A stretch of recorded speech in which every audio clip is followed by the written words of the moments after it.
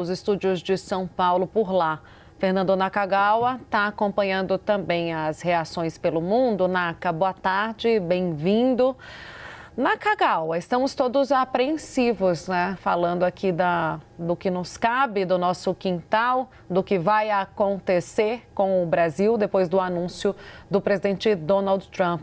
Ô Naka, como é que fica a balança comercial com os Estados Unidos depois desse anúncio? A gente pode sofrer, infelizmente, Tainá. Isso é uma certeza, Naka. Me parece que, assim, sim, no jargão do mercado, já está precificado. Já está precificado. Sim, agora a história toda... O tamanho do sofrimento. Isso, é entender o tamanho do nosso sofrimento, exatamente. E olha que o Brasil não está numa situação das piores, porque a gente nem gera tanto transtorno assim para os americanos. Nesta quarta-feira, super quarta, que não é feliz, pelo menos para quem vende para os Estados Unidos, a sensação no mundo da economia é de muita ansiedade, de esperar pelas 5 horas no horário de Brasília, quando está prometido o anúncio disso tudo. O que a gente sabe até agora, como a Priscila muito bem explicou, é que algumas medidas já começaram a vigorar, outras começam hoje ou amanhã, e a gente vai ter esse anúncio grande na tarde de hoje, que supostamente, em tese, poderia começar já tudo amanhã, não se sabe ao certo, esta foi a última indicação. Então, antes de falar da nossa relação comercial com os Estados Unidos, vamos só lembrar o que deve começar hoje ou, no máximo, amanhã.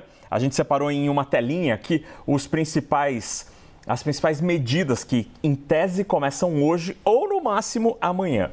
Os produtos importados do Canadá e do México passam a pagar 25%.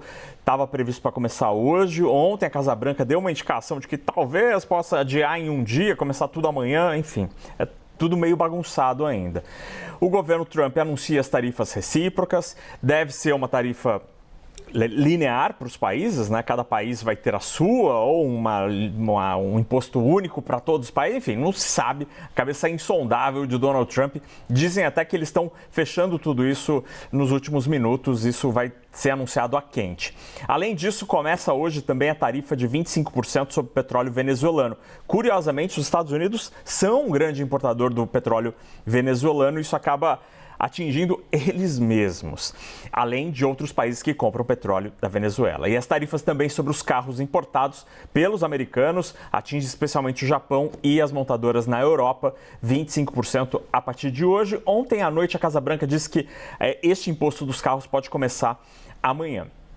Agora vamos falar sobre o Brasil, Tainá. Como que é a relação dos Estados Unidos com nós brasileiros no comércio internacional? Os dados são do Departamento de Comércio dos Estados Unidos. Em 2024, os Estados Unidos exportaram a nós brasileiros quase 50 bilhões de dólares, o que deu ao Brasil o 9º lugar no ranking dos maiores destinos das exportações americanas, o maior 9º destino dos produtos Made in USA. O Brasil compra 2,4% de tudo que os Estados Unidos exportam.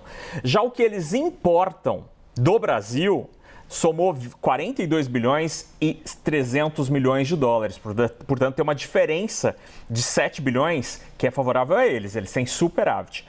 E entre a origem dos itens importados pelos americanos, aí o Brasil está lá embaixo, 18º lugar, com apenas 1,3%. E olha que interessante, o Departamento de Comércio dos Estados Unidos estima que as exportações ao Brasil gerem 148 mil empregos nos Estados Unidos em mais de 15 mil empresas, a maioria delas de pequeno porte, são mais ou menos 2 mil de grande porte e o resto tudo empresa de médio e pequeno porte. Agora, na próxima tela, a gente tem por item o que compramos e o que vendemos aos americanos.